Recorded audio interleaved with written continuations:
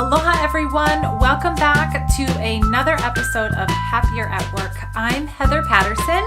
It's great to see you here again. And if you're new to the channel or new to our videos, welcome. I'm so glad you're here. Be sure to click the subscribe button and follow along for weekly tips on how to be happier at work. Today, I am answering another viewer question. So Glenn writes, Heather, are you always this happy? First, thank you, Glenn, for the question. You should know you're not alone. I have gotten this question an awful lot. And the short answer is no. I am not always this happy. And I haven't always been as happy of a person.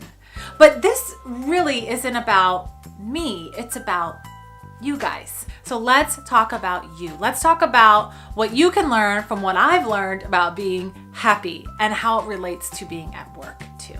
Being happy at work isn't all about rainbows and butterflies and sparkles and unicorns and pizza parties and no, it's not quite like that. Yeah, we like to have a lot of feelings of happiness, feeling good at work, absolutely. But that doesn't mean that you're not going to experience things that are worrisome or that make you angry or that have you down, you're hurt or sad or confused or you experience conflict.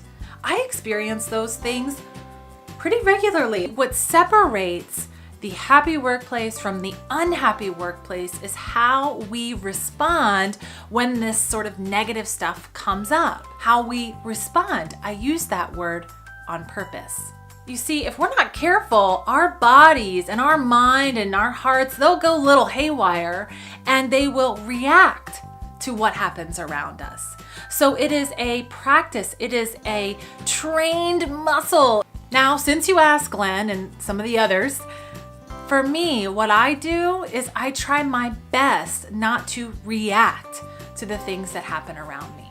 Rather, I respond. I consider, well, who do I want to be in this situation? What do I want in terms of the outcome and how can I contribute to getting that outcome? What can I do that will positively help this situation? I also go through an analysis or a reflection period and I'll ask, well, what am I missing? There must be something I am missing here. Or I ask, how could another person see this? Maybe I'm not viewing it with the right lens on.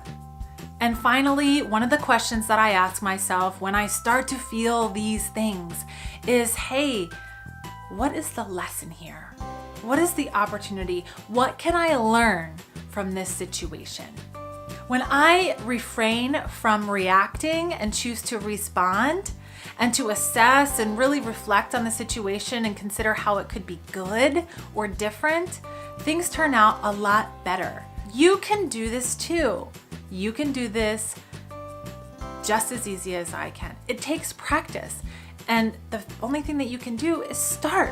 And you're gonna get better time and time and time again. It's not something that I've always had. And for those who know me well, I'm sorry for those early days when I didn't know how to respond and not react. When we respond, we can move through the negativity and come out on the other end.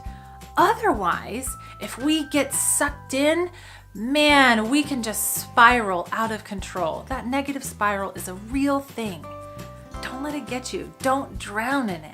So no matter your role in the workplace, this is important. It's important to you, to your success, to your well-being.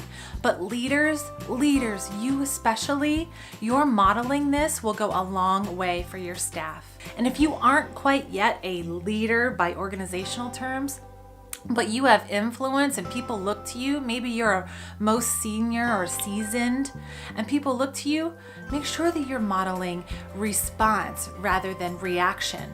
It will go a long way in those relationships that you have at work and absolutely have an impact on the results that you're getting as well.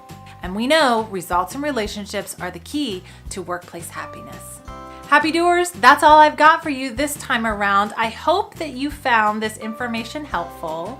I want to know, how else can I help you be happier at work? Keep those questions coming. Feel free to put them in the comments or shoot me a direct message. I'm at heather@happiertd.com. Thanks again for watching, and please share with your family members, friends, and coworkers. I'll see you next time.